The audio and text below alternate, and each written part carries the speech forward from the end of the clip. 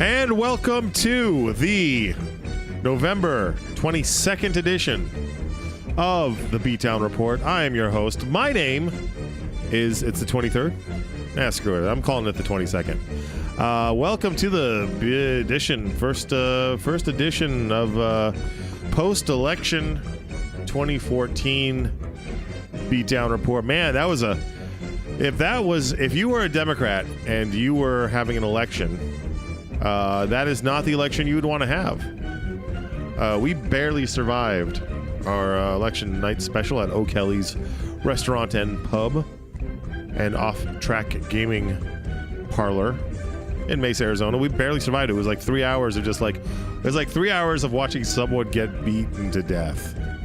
At one point, it was just like expected the little kid from The Simpsons to come out and stop, he's already dead. Oh, man. So in Arizona is actually an interesting case study for what happened in the last election. Arizona, my state of residence, basically nothing changed. The previous to this election, Republicans held all 6 statewide seats in the Congress. Right now, we actually don't still know what happened in Arizona Congressional District 2, Ron Barber versus Martha McSally. But as it stands right now, it looks like the races may not change at all there. The congressional districts may remain perfectly the same. And in the Arizona State House, I think there was one seat that shifted from Democrat to Republican, bucking the national trend.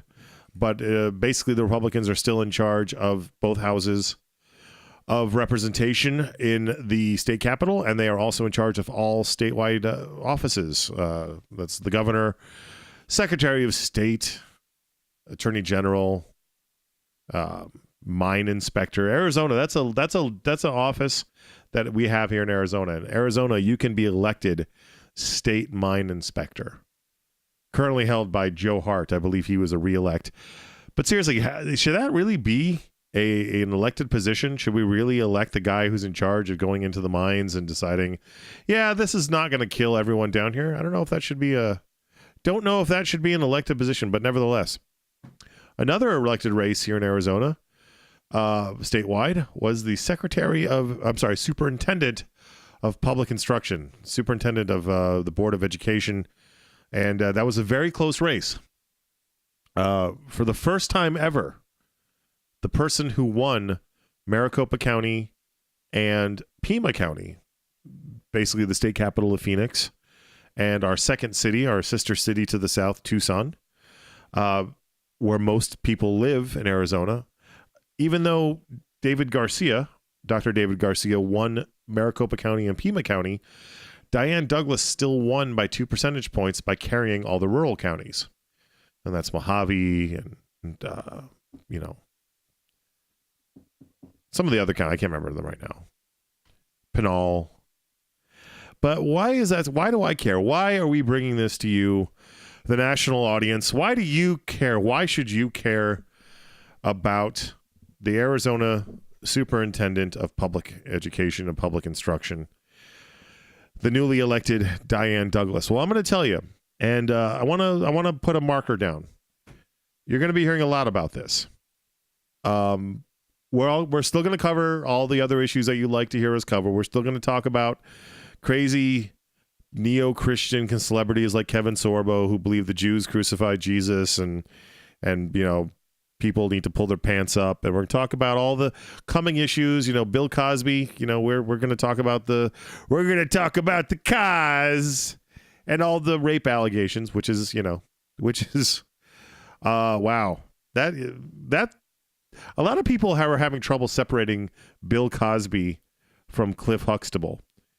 And it wasn't Cliff Huxtable that raped all those women people. It was Bill Cosby.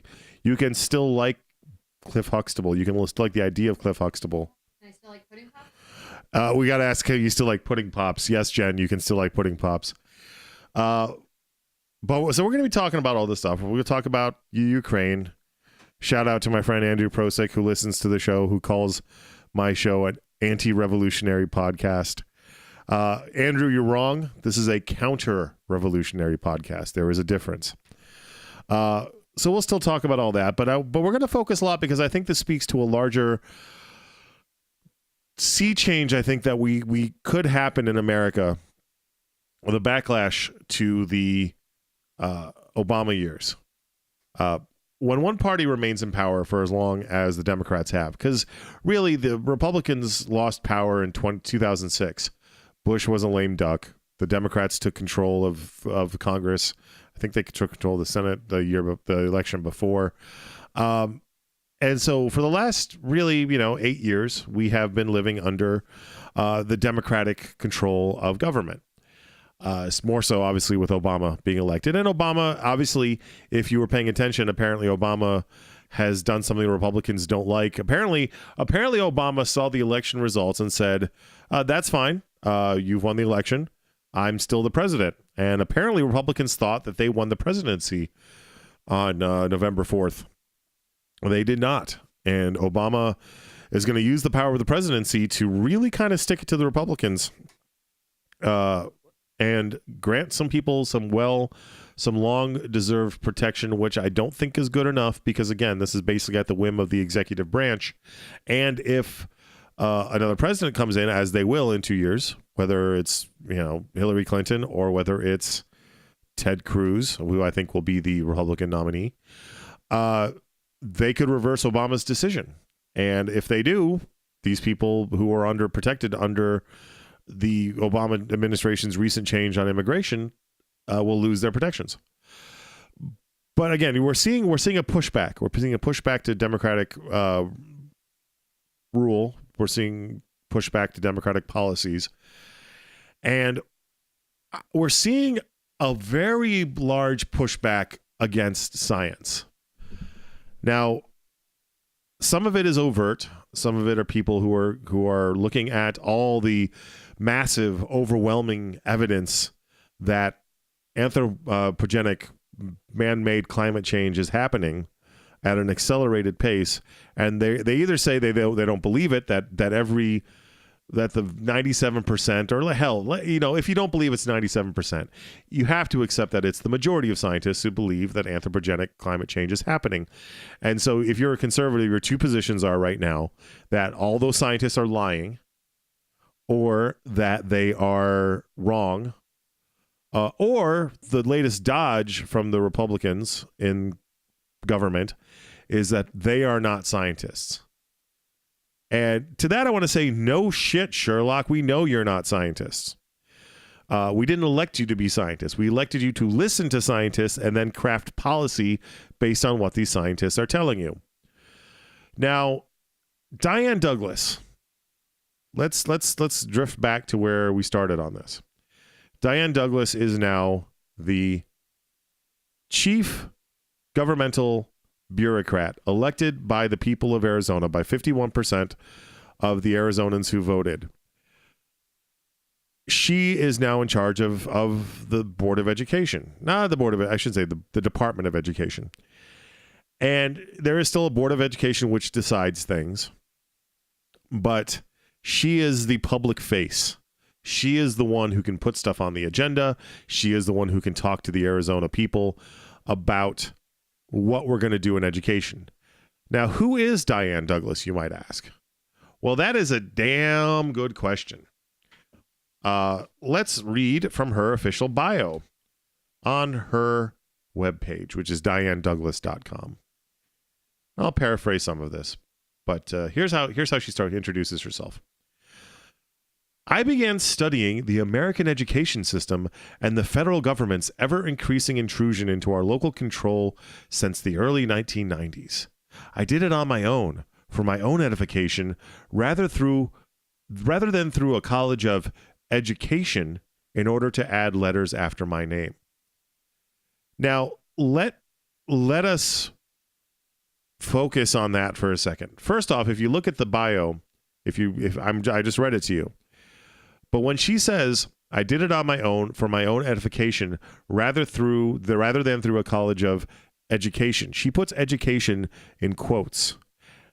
Now, when in modern American vernacular, in writing, or if someone's talking to you and they drop air quotes with their hands, they are dismissing, they are being insulting toward whatever words are in those quotes. Diane Douglas is mocking the concept of education, of colleges that teach things to people. That right there is absolutely fucking just incredible. That someone whose job it is to educate kids mocks the idea of education. I think, she probably thinks she's being clever. She probably trying to think that her homespun, folksy bullshit trumps whatever you might learn under the Socratic method in school with teachers and books and labs. So let's forget the arrogance of that for a second, and let's look at the rest of her bio. I've studied the history of our education system. And she puts this in semicolon. The intent of our founding fathers for public education, curriculum trends and fads, and lawsuits that have changed our education system by judicial fiat, and so much more. Okay. I want to tie two things together there, because what she's writing, when she does a semicolon, and Diane, if you're listening to this and you don't know, when you put a semicolon in a sentence, you're separating concepts. So she says, the history of our education system. She has studied the intent of our founding fathers for public education, curriculum trends and fads, lawsuits that have changed our education system by judicial fiat. Now, what are one of those lawsuits? Everyone, well, Christ, I actually know I shouldn't say that. I hope to God, if you're listening to this show, and I hope you appreciate the irony in that statement, that you know about the Scopes monkey trial. Just to sum it up, what it was that there was a trial back in the 1920s, which was dubbed the trial of the century, before OJ, killed those people and the subsequent trial. But the trial of the century back in the 20s was the Scopes monkey trial. And what it was that John Scopes, a teacher in Tennessee, was violating Tennessee state rule by teaching the Darwinian theory of evolution. Now, if you don't know what the Darwinian theory of evolution is, real freaking quick, it's basically that gradual change over time leads to speciation, meaning there's a common ancestor for everything, and that this common ancestor split off into many varying things, and that's why we have monkeys, and that's why we have people, and dolphins, and whales, and sharks, and voles, and all the other little awful creatures that roam around the earth.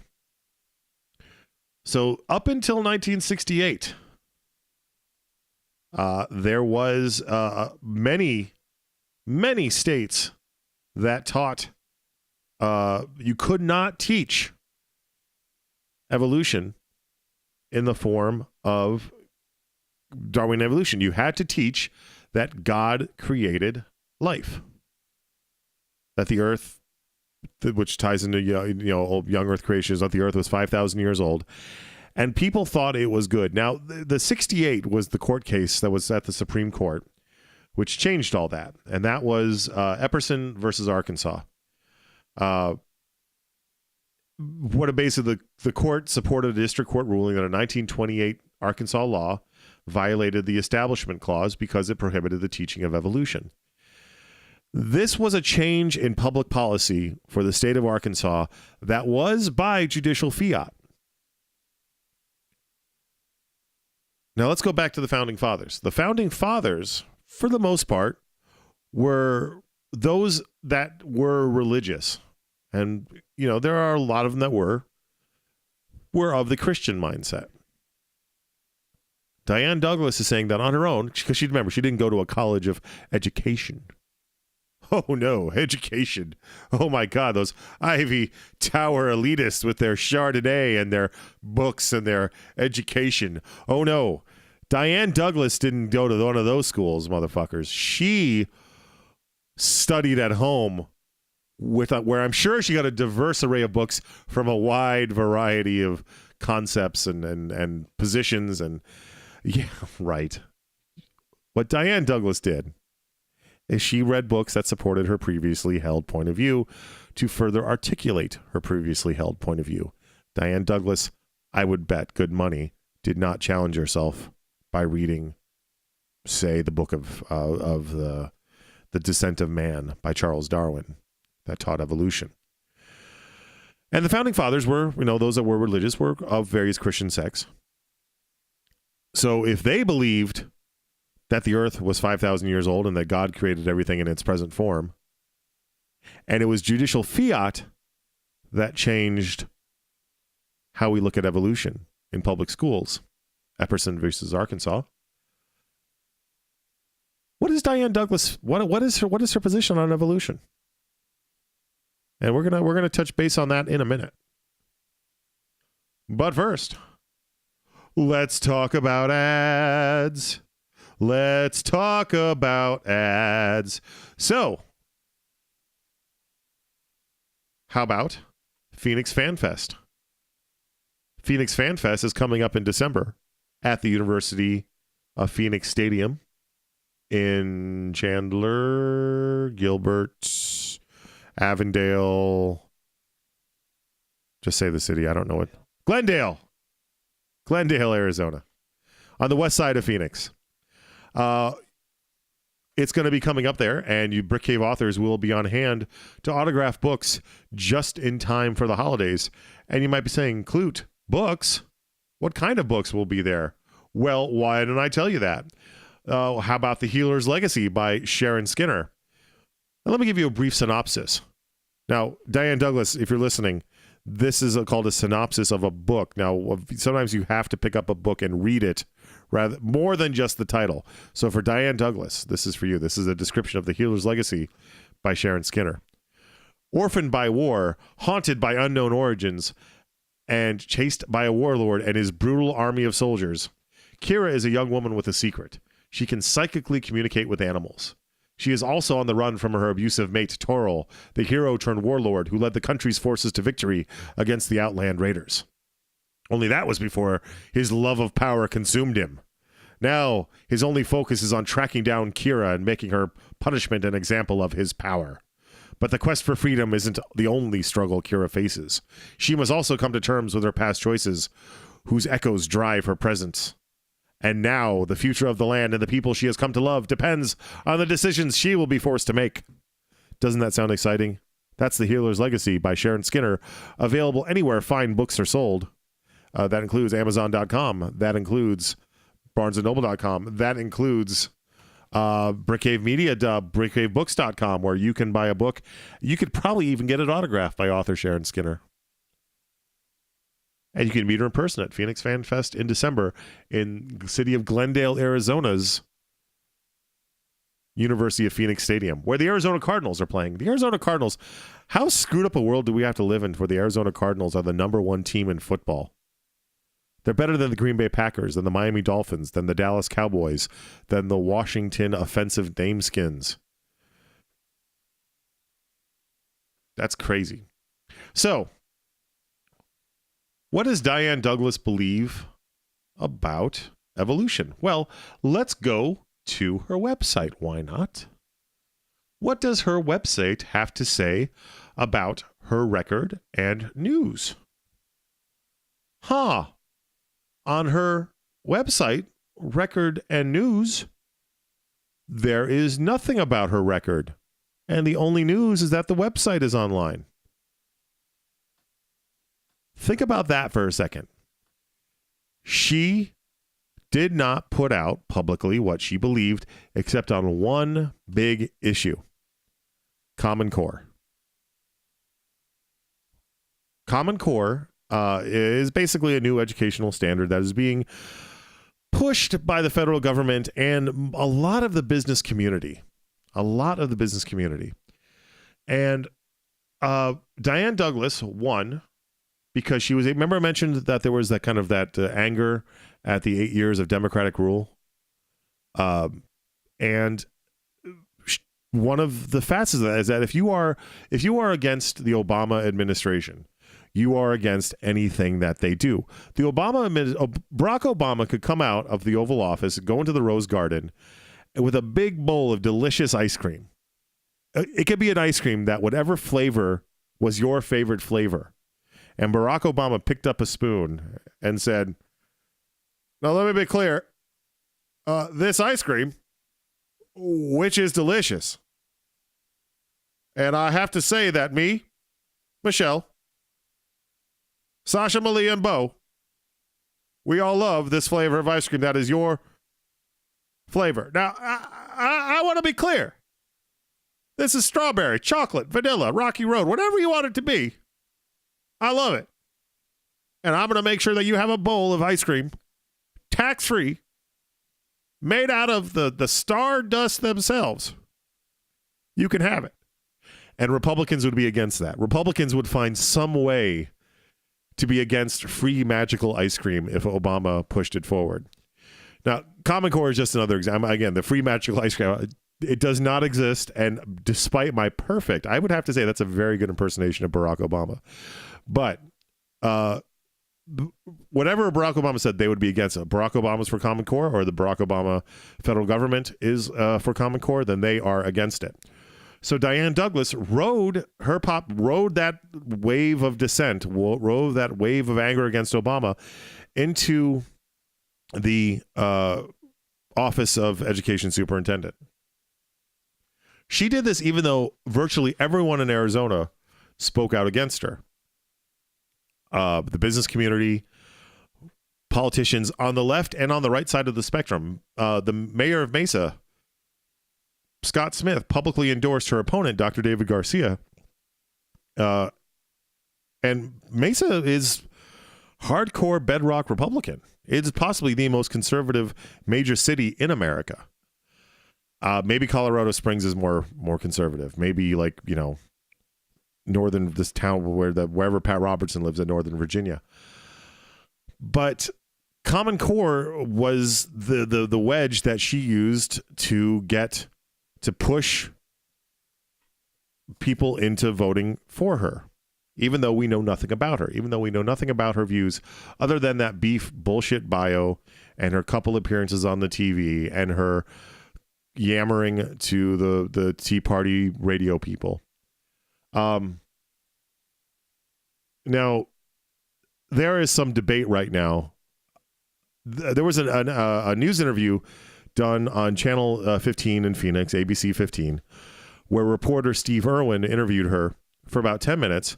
And he wrote, although he will not release the audio, that she was trying to find a way around the Board of Education to push Common Core out of Arizona schools. Because remember, Common Core implementation has already begun in Arizona schools. It was already voted on. I want to say 2009. I could be wrong about the date, but the Board of Education has already pushed down Common Core standards into Arizona schools.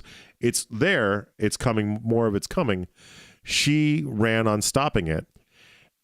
She says that she never stated that she could single-handedly remove Common Core from the schools. Steve Irwin from ABC 15 reported that she was trying to find a way to work around the Board of Education because the Board of Education, she is just one voice on it. She cannot single-handedly do anything. So she then amended her statement, or she always said, depending on who you believe, and quite frankly, I don't believe Diane Douglas, but she said that she wanted to work with various people in the Arizona state government.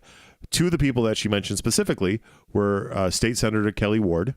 Now, Kelly Ward is, by her own standards, a very dangerous politician. And I don't mean dangerous in a good way, like she's gonna rattle some cages and she's gonna shake some trees down in the state capitol. No. Kelly Ward is a profoundly dangerous person. She was the one who went up to support the racist Cliven Bundy at the Bundy Ranch when the federal government was trying to collect on his 20 years of freeloading on federal land. She also held, at taxpayer expense, a symposium to discuss whether or not shadowy forces are spraying dangerous chemicals through airplanes over the state of Arizona and the rest of the United States. She's better known in Arizona as Chemtrail Kelly, because she decided that we desperately needed to get to the bottom of this chemtrail business, because the New World Order is spraying us with chemicals that will either endummin us, which maybe it's working because endummin is not a word, and I'm saying words that aren't real, or sterilize us, which that doesn't make any sense, because if you wanted to be an evil shadow government, you'd want as many people to rule over as possible. But we didn't get to the bottom of it. Chemtrail Kelly did not get to the bottom of what was happening in the skies over Arizona, why these clouds mysteriously appear after planes travel. But those, and Doug Ducey. Now, Doug Ducey is Arizona's new state. He's our new state ice cream man / governor. Remember I mentioned the magical bowl of ice cream? Doug Ducey actually ran on magical bowls of ice cream. One of his things that he introduced himself to the Arizona public was he was like the president or chief financial officer or some big muckety buck at Cold Stone Creamery, which, by the way, Cold Stone, they have the Shark Week ice cream. But for my money, if you're going to get ice cream, go to Baskin Robbins. This month, you can get daiquiri ice, which is my favorite flavor at Dunkin' Donuts, at Baskin Robbins. Daiquiri ice. It's non-alcoholic. It is like a lime ice that's just creamy enough for you to swirl around your tongue. It is absolutely fucking delicious. By that alone, Doug Ducey should lose because he did not come up with the idea of daiquiri ice. But I digress. So Diane Douglas wants to work with Chemtrail Kelly, and she wants to work with Doug Ducey to repeal Common Core. There was a big-ass signal this week as to why we will not be overruling Common Core in Arizona. And why? Because Doug Ducey announced his Education Transition Subcommittee and its co-chairs. One of them is Matthew W. Ladner, who is an education consultant. And the other one is Lisa Graham Keegan. Now, Lisa Graham Keegan, if you don't know, was a former... She basically had Diane Douglas's job back in the late 90s, early 2000s. I may be getting the dates wrong, but I think I'm right on that. And both Matthew Ladner and Diane Douglas are for Common Core. So if Doug Ducey wanted to push Common Core out of Arizona schools, he's going about it on a real reverse psychology path. Why would he appoint two people who support Common Core to his Educational Transition Subcommittee? That is a damn good question, and it poses a problem for Diane Douglas. Because if Diane Douglas is against Common Core, and one of the major players that she needs on her side to repeal Common Core is appointing people who are against her, basically, where does that leave Diane Douglas? Well, that leaves Diane Douglas alone holding a bag of shit called her campaign. So where do you go? If you're the only issue that you campaigned on looks to be on its way off the radar of the one person who can really help you move it through, Diane Douglas is in a bit of a pickle, if you will. Now, remember, we're going to take a music break here in a minute. But remember, Diane Douglas studied, I'm putting that in air quotes, the Founding Fathers and their beliefs on the education system. And she studied judicial fiat rulings which have changed the educational path in this country. I mentioned Epperson versus Arkansas. We're going to talk about Kitzmiller v. Dover. Thank you for listening to Brick Cave Audio. When you have a moment, we'd like you to visit our other sites, including brickcavebooks.com, where you can learn more about We Over Here Now, the latest book of poetry from author Scott Woods, available on Amazon from brickcavebooks.com. Hey there, this is the Klute. Did you know that podcasting is not free? I know, I was as shocked as you are. But did you also know that you could help us keep podcasting going by making a donation to Brick Cave Audio. How do you do that? Go to brickcaveaudio.com. Click on the PayPal link, and you can donate some money to help us keep podcasting going so you can continue to hear great shows like What Are We Doing Here?, The Beatdown Report, and the Brick Cave Bookcast. Consider a donation of any sum. We'll appreciate it, and we'll keep on bringing you the quality programming that you love. Thanks. Please donate. All right, we're back. And evolution, which Darwin wrote about in Origin of the Descent of Man, Origin of Species. Or actually, Origin of Species. I think Descent of Man was just something that he proved. But in Origin of Species, he proved that, basically survival of the fittest. And so you just heard me talking in a pre-recorded ad. Survival of the fittest is the Beatdown Report. Where's the Brick Cave Bookcast now? Where's What Are We Doing Here Now? They're dead, and I'm the only survivor. I am evolutionarily superior. All right. So we talked about how Diane is left holding the bag.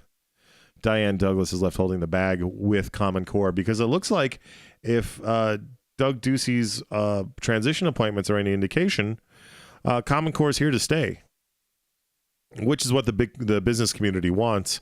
And Doug Ducey, let's face it, people, he is a tool of the business community, if there ever was one. So Diane Douglas is going to need to find something else. She's going to find something new. She needs something to keep her in office because in a Republican wave year, she barely held on to win with 2% of the vote. And in 2018, when she's up for re-election, her supporters are going to say, why is Common Core still here? We elected you to stop Common Core, Diane. What happened? She's going to need to hold up a shiny trinket to placate her base. And Diane Douglas's base is the people at the Center for Arizona Policy. Now, if you don't know who the Center for Arizona Policy is, it's run by a woman now by the name of Kathy Herod. And Kathy Herod had this puff piece on Channel 12 News with Lynn Sue Cooney.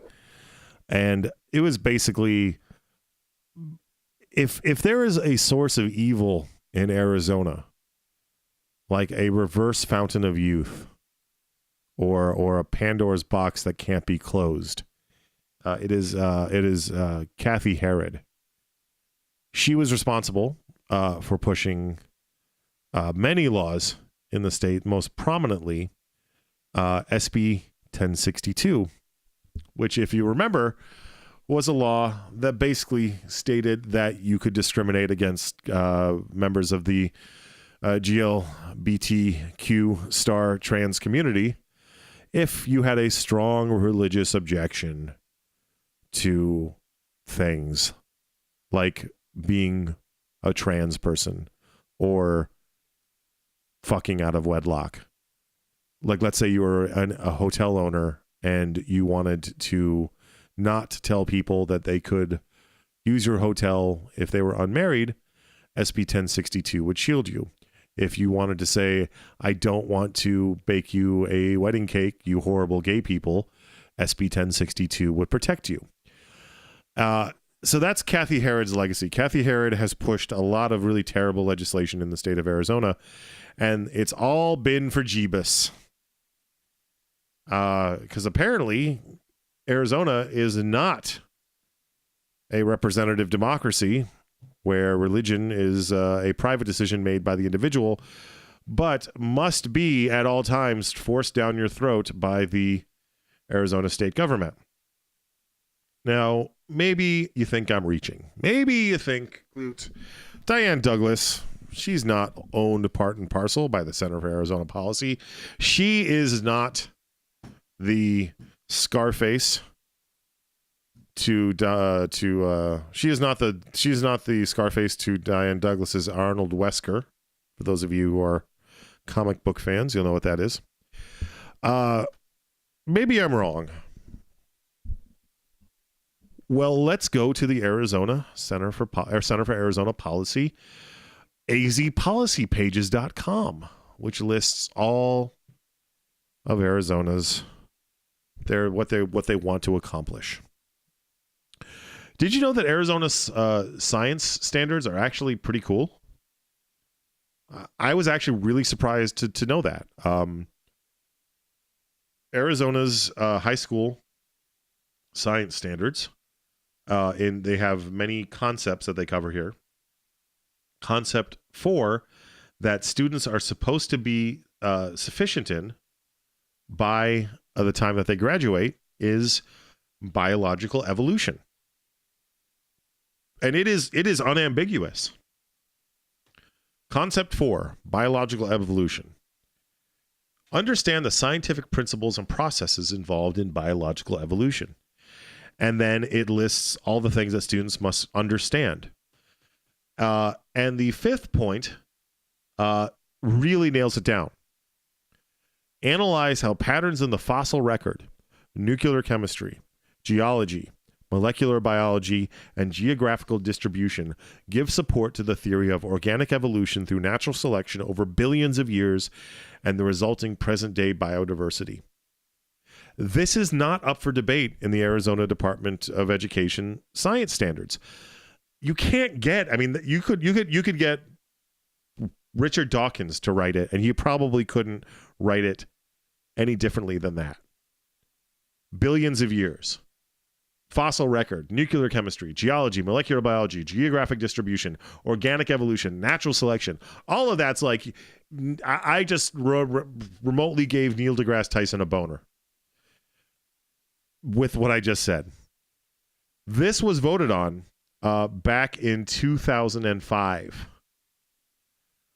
2005, and this comes to us from the Arizona Republic, January 30th, 2005, in an article titled Evolution Feud Back in Schools, State Science Education Standards Aim for Dialogue on Differing Life Theories.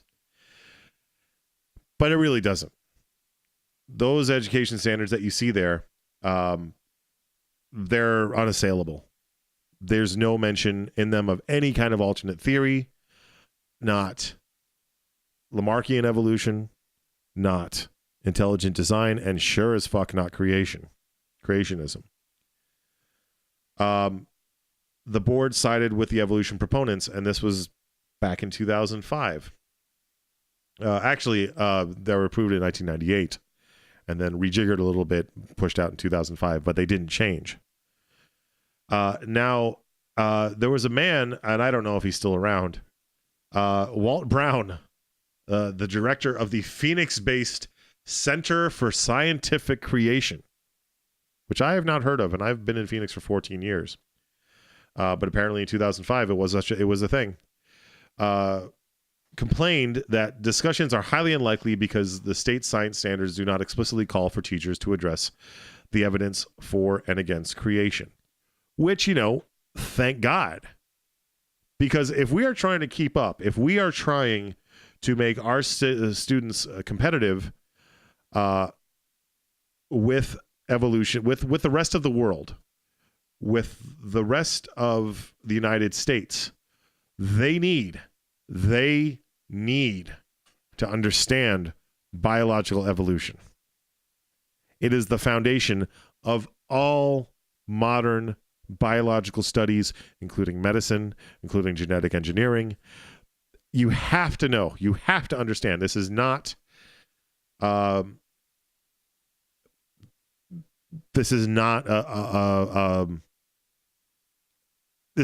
for debate. The science is settled. You, conservative listener, can say out there, oh, the science isn't settled. It's like global warming. No, fuck you. The science is settled. There are no reputable scientists who don't believe in Darwinian evolution. And, then they'll say, oh, but, science always changes. I mean, back in the day, we believed, that the earth revolved, or the earth was the center of the universe and the sun revolved around the earth. And now we know different. Yeah, we know different because we pushed religion out of the science classroom and we realized that earth is a fairly insignificant dot of dust in a much larger, gigantic universe that passes by. We are the mote in God's eye. We are unnoticed by creation. And I know that's scary, but guess what? That's what it is, folks. Deal with it.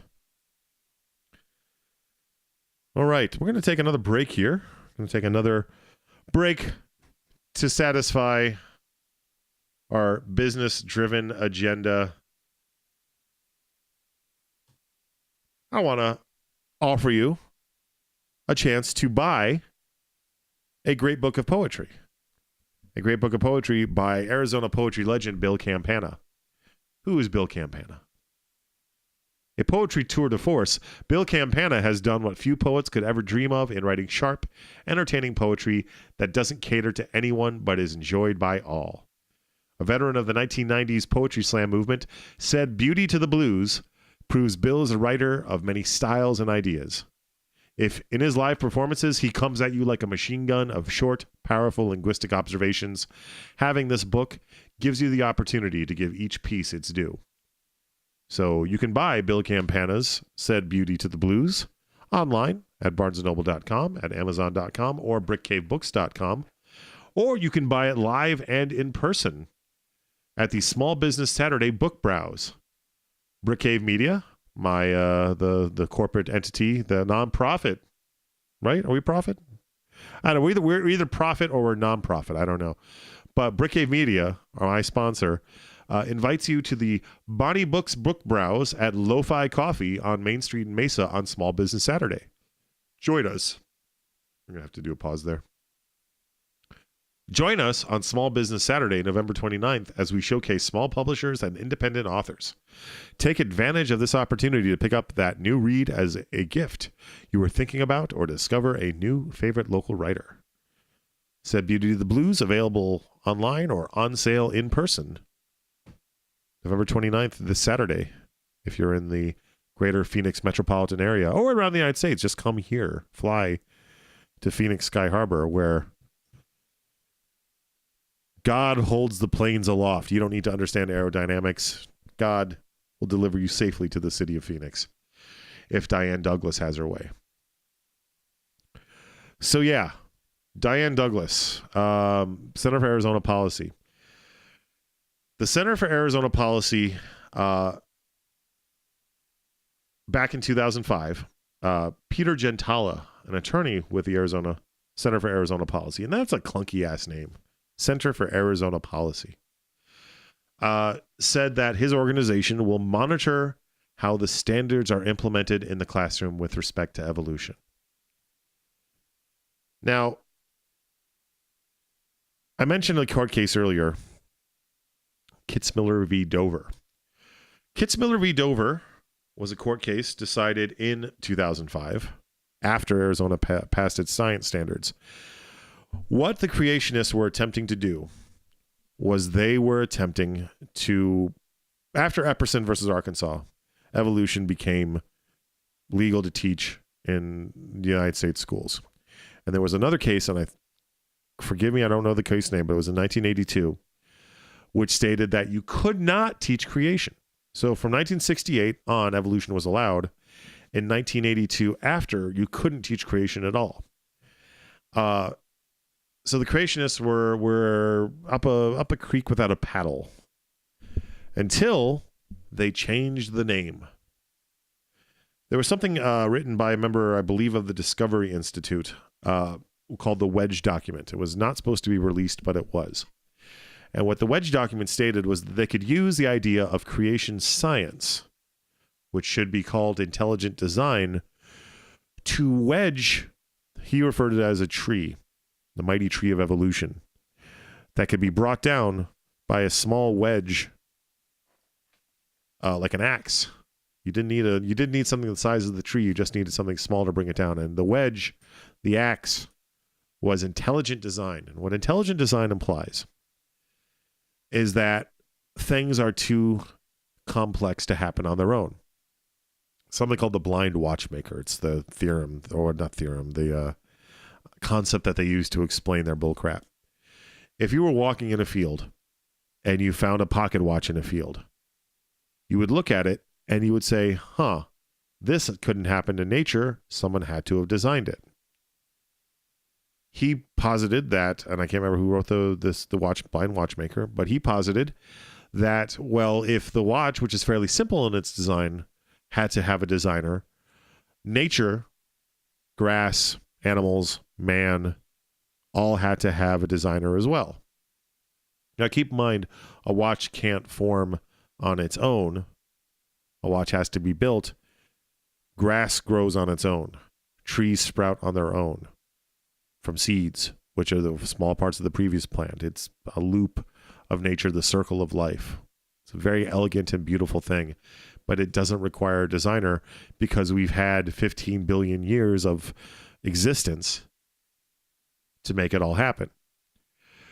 So intelligent design was then pushed at the nation's public schools in various areas. There was a city board of education in West Virginia that rejected it. And then there was a school board in Dover, Pennsylvania that said, sure, the Discovery, either the Discovery Institute or one of its affiliates put out a book called Of Pandas and People, which pushed the idea of intelligent design. There must be a designer. Now, who that designer was, they would never say.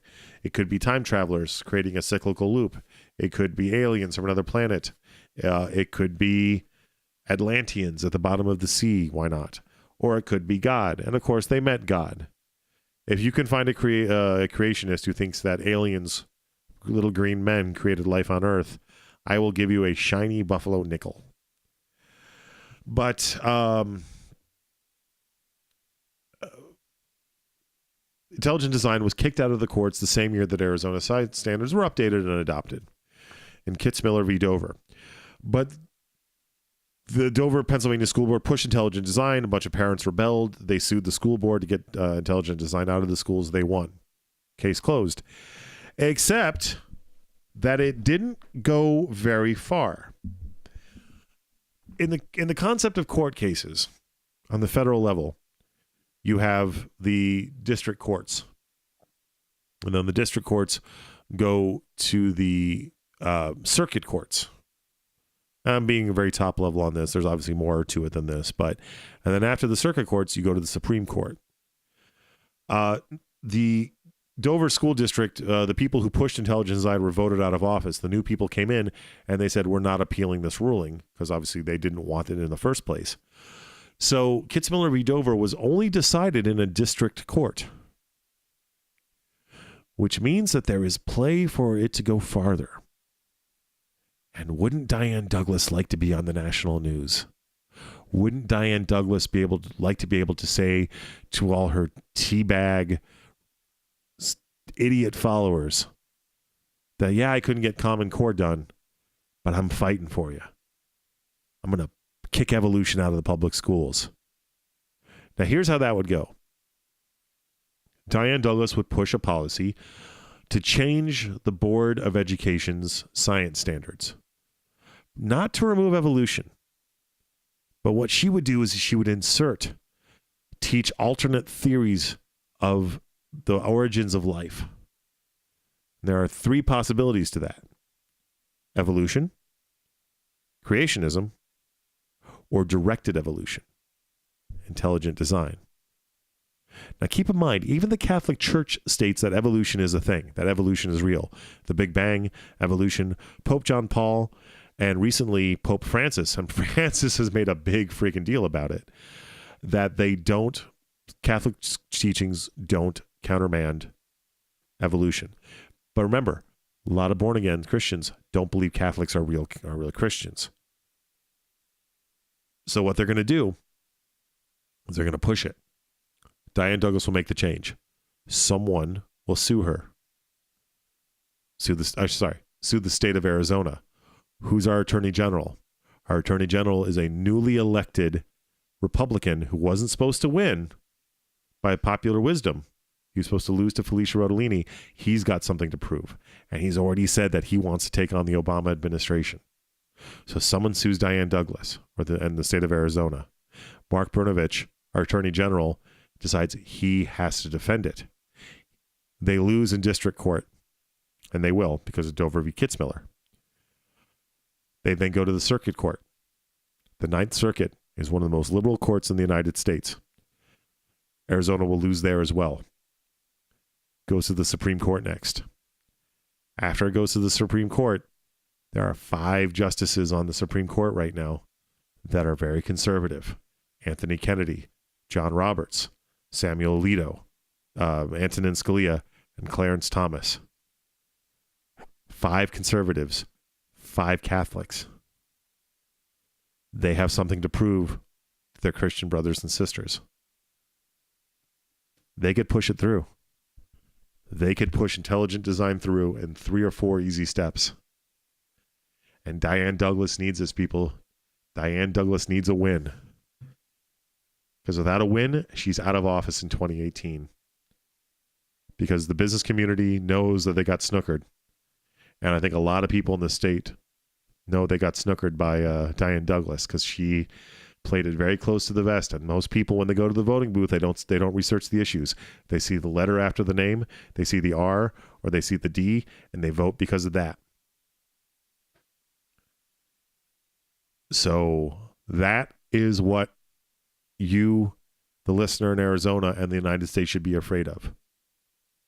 Because Diane Douglas, with support from the Supreme Court, could change the way that your kids learn education or evolution, the way they learn science. And that is some scary, scary bullshit. And that, ladies and gentlemen, is tonight's Tale of Terror. So we're going to be watching. We are going to be watching Diane Douglas like a fucking hawk on this show. The second that she goes after evolution standards and Arizona science education, we are going to be over it like a fucking hawk on a tender field mouse. A hawk that has developed over billions of years the evolutionary skills needed to hunt tender field mice. I cannot state this more in explicit terms. The Beatdown report is on war footing. If you want to learn more about recalling, if you're an Arizonan and you are as scared as I am, Google Recall Diane Douglas. There's a Facebook page. There's a Twitter group. The Twitter handle is Recall Douglas. It's got to be done. We got to get her out of there because she's going to damage this state's reputation and this state's educational system and possibly the United States system in ways that you can't even imagine. Pay attention. There will be a test on this. All right. I want to thank our usual cast of suspects. I have Jen LeBuzz, our PR person, Bob Nelson, our executive producer, Johnny Skinner, the amazing producer who makes all this happen. We are on Podbean right now, I think, for a couple more weeks, so I want to thank Podbean for hosting our podcasts. I want to thank Ustream for the listening, if you're listening to it live. I want to thank Raymond Scott for creating the beautiful work Powerhouse that you hear behind my voice. And I want to thank you, the listening audience. Donate to us. If you go to the Beatdown Report page, thebeatdownreport.podbean.com, there's a link for PayPal. Click on it, give us money. And that is it.